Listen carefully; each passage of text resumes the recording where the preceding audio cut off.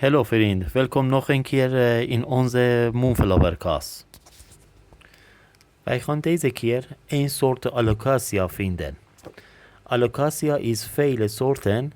Deze soort is Regal Shields. Kom samen met mij en wij gaan een Alocasia pot veranderen.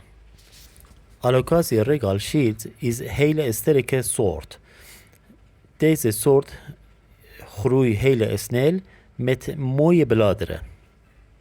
Onze channel subscribe doen voor meer video's en alles meer vragen is, wij horen graag. Voor deze Alocasia wij gebruiken ook pitmos, cocopeat en perlite.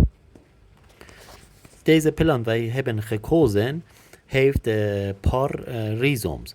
Deze rhizome wij gaan apart maken, gewoon gesnijd worden van de moederplant en gaan in een andere pot gepot worden. Wij gaan van deze pot een standaard rhizome krijgen. De kleine rhizomes blijft nog een paar weken bij moederplant. Substraat voor deze Alocasia moet echt lichtig zijn.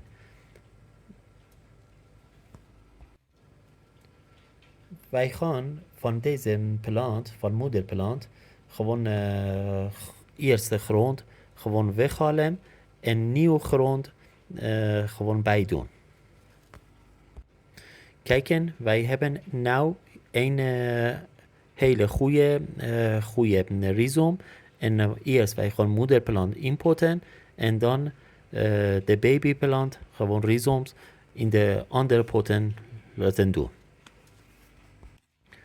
Wij gaan altijd in de kast via rhizome Alocasia vermeerderen. Ook kan dat met tissue culture, maar gaat echt lang duren.